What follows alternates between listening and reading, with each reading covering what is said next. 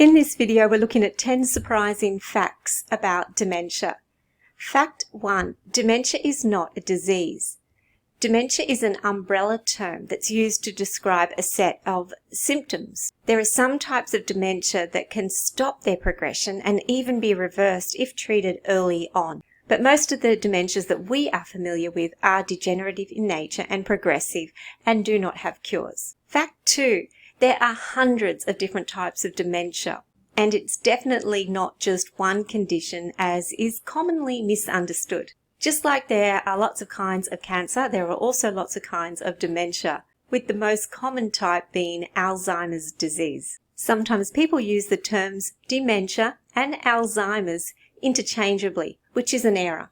Alzheimer's is the primary and most prominent type of dementia, but certainly not the only type of dementia. Because within any dementia there are subtypes of dementia, if you look in the literature you'll find that there are between 200 and 400 different types of dementia. So it's definitely not one single condition.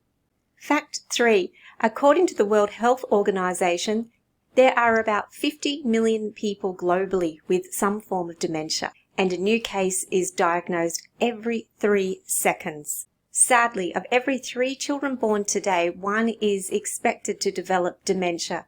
So in the future, that's about 33% of our population will grow up with one of these conditions. This means by about 2030, there will be 82 million people in the world with dementia, and by 2050, this number is expected to grow to over 150 million people.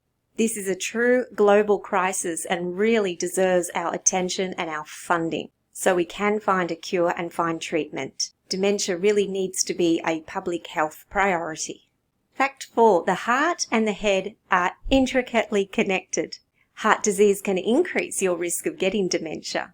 High blood pressure, high cholesterol, diabetes, poor diet, sedentary lifestyle, and general cardiac conditions, angina, atherosclerosis, arrhythmias, etc. might increase your risk of dementia. So there is a link between these two areas of the body. In fact, there are more nerves going from your heart to your head than there are from your head to your heart. So whilst this is not the only risk factor, it certainly is one that we often overlook. For more information on the heart-brain connection, I have a separate video and I'll put a link to that video in the description section below. Fact 5. According to the National Institute of Aging, the more education you have, the less your chance of developing dementia. So it's recommended to keep your brain active in older age, maybe doing crossword puzzles, Sudoku, going for walks, exercising, starting a new activity, meeting new people, being creative, doing things you've not done before. These form novel connections in your brain and your neural pathways. It's also been shown that memory games and music are good for staving off dementia. Fact 6. People with dementia are often an overlooked group of people who experience significant discrimination.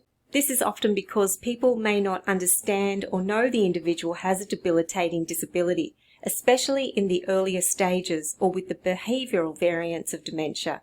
Even in nursing homes, there is an appalling increase in abuse and neglect and maltreatment of dementia residents. Their basic rights and freedoms may be denied, physical and chemical restraints may be used, and because people living with dementia may have behavioural problems, they're often viewed as difficult, challenging, manipulative, oppositional, or just too hard, resulting in further discrimination and increasing the risk of abuse. The difficult behaviours can result in further stereotyping and discrimination, so education, awareness and advocacy are so needed. Fact 7. Dementia is not part of the ageing process. Many of us, as we get older, will struggle to remember things. We will forget words. Multitasking won't be as easy. We won't be able to think as quickly. But this is normal aging. Our faculties are not as sharp when we age as they were when we were younger. But that's not dementia. It's one thing to walk into a room and forget what you came into the room for. It's common to forget little things, but it's not really common to forget people, family members that we know very well. And it's really common to forget a word here or there, or forget where your car is parked. But that's really different from forgetting that you have a car, or being unable to follow conversations of others. Fact 8. Most people with dementia don't actually die from dementia, they're much more likely to die from a dementia-related complication. As the dementia progresses, people with this condition are going to have problems with muscle control. They're going to be at a higher risk of falls. They might have complications with the swallowing reflex. Their risk of infection greatly increases, which makes them much more susceptible to things like pneumonia, cellulitis, colds and flus. They may have existing comorbidities like heart disease, hypertension, diabetes. They may have had previous strokes or chronic respiratory illnesses. In my mum's case, she was in advanced stage dementia, but she ultimately passed from aspirational pneumonia. I have another video on the dying process of dementia if you're interested, and again, I'll put the link to that video in the description section below as well. Fact 9. Children can also develop dementia. Children as young as even 5 to 10 years of age have been diagnosed with this condition before. With childhood dementia, it's a neurological disorder that affects brain metabolism. Typical symptoms might include retinal degeneration, epileptic seizures, visual loss, deafness, cognitive deterioration, and impaired motor functions. 1 in every 3,000 children is born with a genetic predisposition, a condition that may lead to early childhood dementia. So sadly, dementia in childhood is not as rare as what some people may think it to be. Fact 10. The most overlooked casualties of dementia have to be the families and the friends, the loved ones of the people with the condition. They not only suffer the long and progressive loss of their loved ones, having to watch them slowly and insidiously fade away before their eyes, but they also cop the burden of dementia at a loss to their own careers, their own identity, their friendships, their interests. There's a financial burden.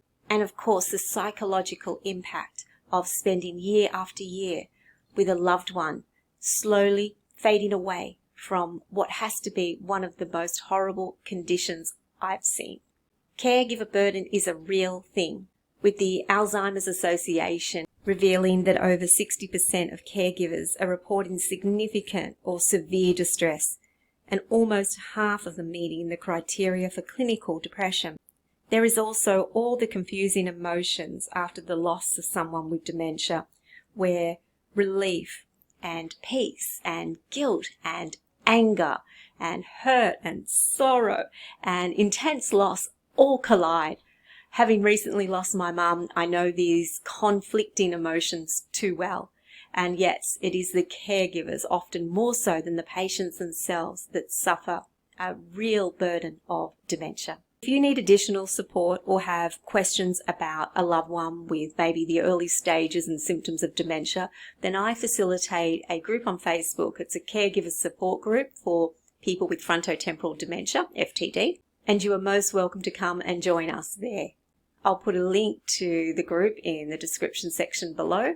And I hope that you learn that you do not have to do this alone. In fact, the reason I started the support group was to let people know that you are not alone, because caring for someone with dementia is a very isolating experience. So if you are a loved one, family member or friend and you'd like the support, please come join us there. We would love to have you. That's it for now. I hope the video has been interesting and helpful. And until next time, I wish you all well. Have a very happy and peaceful day and take care of yourselves and each other. Bye-bye for now.